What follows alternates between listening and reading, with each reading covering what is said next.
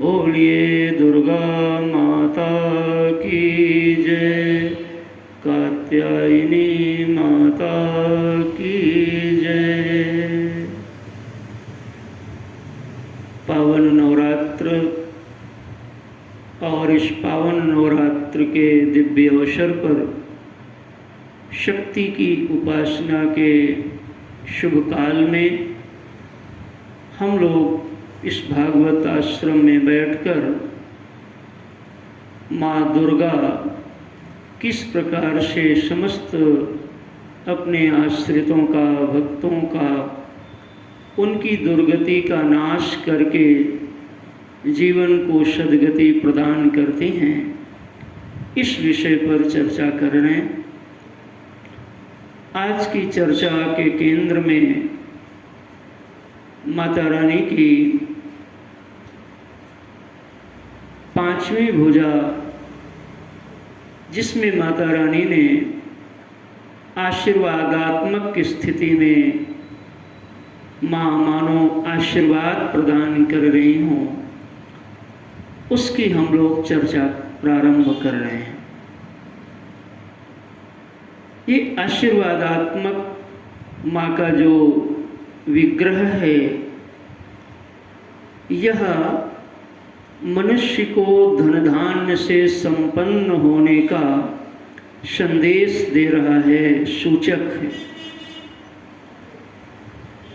इससे पूर्व जिस भुजा की चर्चा हम आपने सुना था, तो उस क्रम को यदि देखें तो वो चौथी भुजा थी, और चौथी भुजा में शंख की चर्चा की गई थी। शंख का तात्पर्य किया गया था शिक्षा से, विद्या से। जीव विद्यावान बने। देखो कितना सुंदर ये क्रम भी माता जी हमें समझा रही हैं। अब जिसके जीवन में शंख का आगमन हो गया है, अर्थात विद्या का आगमन, शिक्षा का, शिक्षित हो चुका है, विद्या को प्राप्त किया है, तो माँ उसके लिए आशीर्वाद प्रदान कर रही है। विद्या में लर्निंग की प्रधानता है, और इस जो पांचवा हाथ है, पांचवी जो भुजा माँ की है, जिसमें आशीर्वाद दे रही हैं, उसमें अर्निंग की प्रधानता है। विद्या से हमको पहले सीखें, समझें, और ये जो आज की चर्चा है आशीर्वादात्मक माता का जो हाथ है, उसमें हमको धन से संपन्न होने का आशीर्वाद प्रदान कर रही है। वही धन धान्य से संपन्न होता है जो शिक्षित होगा, जो प्रशिक्षित होगा। तो महाराज फिर अंतर क्यों उसी में कह देते हैं? नहीं, इसमें अंतर है, क्योंकि शिक्षा में केवल सीखना है, लेकिन धनार्जन में सीखना नहीं है, अब उसका प्रयोग करना है जो आपने सीखा है। इस हाथ को माता की जो आशीर्वादात्मक भुजा है, इसको कृपा का भी हाथ कहते हैं। कृपा शब्द को सरल भाषा में अगर हम लोग समझें तो कृपा में क्र और पा, संत जन इसको सदुक्कड़ी भाषा में अर्थ करते हैं, समझाते हैं। क्र माने करो और पा माने पाओ। आप करिए और पाइए, इस पैकेज का नाम है कृपा।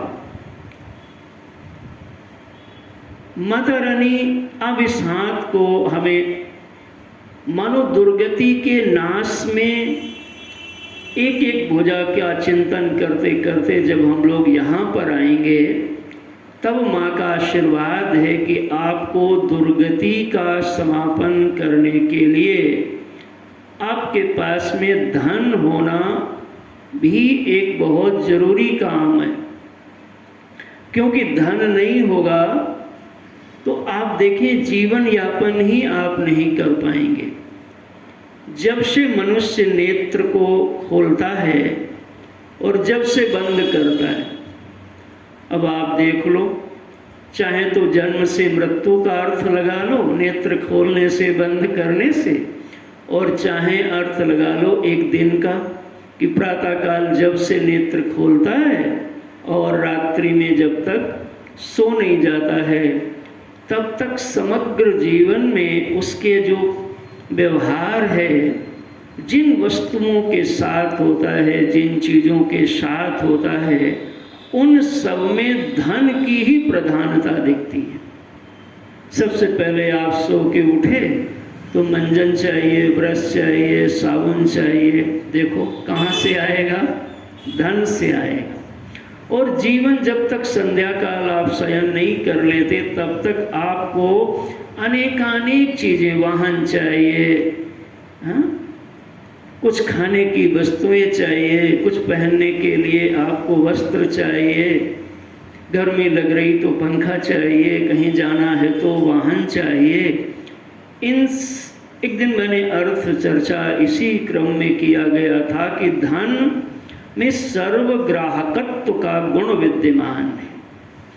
यदि धन आपके पास है तो मतलब इन समस्त चीज़ें आपके पास में हैं। शायद कलश के प्रसंग में हम लोगों ने चिंतन किया था, उसमें धन को अर्पण करते हैं, उसका आशय है समग्रता के अर्पण के भाव में। तो माता रानी का बहुत ही स्पष्ट संदेश है कि यदि जीवन में दुर्गति को समाप्त करना है तो आपके पास में धन भी होना चाहिए। हमारे संत लोग तो ऐसा भी कहते हैं कि टका धर्म, टका करम, टका ही परमो धर्म, और जिस घरे टका नास्ति सो टक टकायते। ये सदुक्कड़ी भाषा का भाव है, लेकिन बात वही है कि आपके पास में धन होना चाहिए। अब यह जो धन मिलता है वह धन केवल बैठे रहने से तो नहीं मिलता है। धन के लिए आपको यत्न करना पड़ेगा, पुरुषार्थ करना पड़ेगा। आशीर्वाद भी उसी के ऊपर फलित होता है जिसके जीवन में परिश्रम है, प्रयत्न है। बात सुस्पष्ट हो जाए इसलिए एक दो छोटी छोटी कथाओं को लेता हूँ। एक बार एक पंडित जी थे तो उनकी बिटिया का विवाह नहीं हो रहा। हनुमान जी के बड़े भगत, बड़े सेवक, तो हनुमान जी के पास जाते जाते कुछ दिन गुजरे और काम नहीं हुआ तो राम जी के पास पहुँच गए। आदमी सोचता है जरा ऊपर वालों से कहला दो, जल्दी काम हो जाएगा। तो राम जी ने हनुमान जी को कह दिया कि भाई हनुमान जी इन पंडित जी का काम कर दो। हनुमान जी ने कहा ठीक प्रभु, कल ही कर देंगे। अब वो रोज जाते जो है और होता ही नहीं। तो हुआ ये, वो पंडित जी महाराज ने मन में ये सोचा था कि हे हनुमान जी, अब हमें बड़ा पैसा चाहिए, बड़ा पैसा ऐसे तो कोई मिलेगा नहीं, हमारी लॉटरी निकलवा दो। ये बार बार हनुमान जी से कहते थे, यही राम जी से भी कहा लॉटरी निकलवा दो, लॉटरी निकलवा दो। हनुमान जी ने कहा ठीक, निकलवा देंगे। एक महीना गुजर गया, लॉटरी निकली नहीं। तो फिर वो पंडित जी राम जी के पास पहुंच गए। अब देखो, किसी सीनियर से शिकायत हो जाए तो बड़ी दिक्कत होती। कोई शिष्य की शिकायत गुरुदेव से कर दे तो उसके लिए तो बड़ा मृत्यु जैसा दुख हो जाता है। अब वो हनुमान जी को लगा, अरे वहाँ फिर शिकायत पंडित जी पहुँचा दिए। तो एक दिन आए और फिर से कहा प्रभु लॉटरी हनुमान जी निकलवा दो, हनुमान जी लॉटरी निकलवा दो। तो हनुमान जी बहुत गुस्से में आ गए और कहा लॉटरी निकलवा दें? कैसे लॉटरी निकलवा दें? तो उनको समझ में नहीं आया कैसे लॉटरी निकलवा दें। उन्होंने कहा कि अरे भाई, हम लॉटरी तो तब निकलवाएंगे जब आप उसका टिकट खरीदेंगे। आप टिकट खरीदते नहीं हो और हमारे ऊपर आरोप लड़ते। क्या अर्थ हुआ? टिकट खरीदना ये पुरुषार्थ है और वो लॉटरी निकल आए ये हनुमान जी की कृपा है। माँ भगवती हमको इस पंचम भुजा के माध्यम से घोर परिश्रम का, घोर प्रयत्न का आदेश कर रही है। और जिसके पास अतिशय परिश्रम होता है, माँ कहती मेरा तो ये हाथ सभी जीवों के लिए उठा हुआ है, सब पे मैं सबकी लॉटरी निकलवाना चाहती हूँ, लेकिन लोग टिकट तो खरीदें, क्या मतलब हुआ? परिश्रम तो करें। ऐसा हम लोगों को समझ करके शक्ति की उपासना इस शक्ति काल में यह निर्णय करें कि जीवन में आलस्य और प्रमाद को त्याग करके अति परिश्रमवान बने, अति परिश्रमी बने। और जहाँ परिश्रम होता है, पुरुषार्थ होता है, वहीं पर लक्ष्मी जी सदा आती हैं और निवास भी करने लगती हैं। संत लोग तो कहते हैं कि अतिशय रगड़ करे जो कोई, तो अनल प्रगट चंदन ते होई। अतिशय रगड़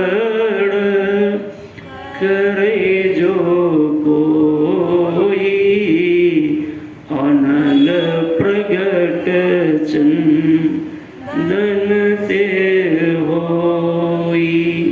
हे भक्तजनों, इस उपासना काल में माँ की पंचम भुजा का संपूर्ण विश्व को यह आदेश है, संदेश है कि पुरुषार्थी बनो।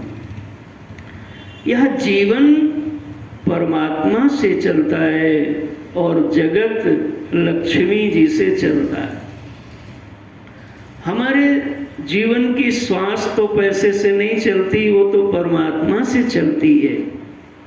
लेकिन उस श्वास के बाद जितनी भी क्रियाएं हैं, व्यवहार हैं हम बाहर के, उन सब के करने में धन का एक बहुत बड़ा रोल दिखाई पड़ता है। इसलिए हम सब लक्ष्मी और नारायण दोनों भगवान को आराधना करते हैं।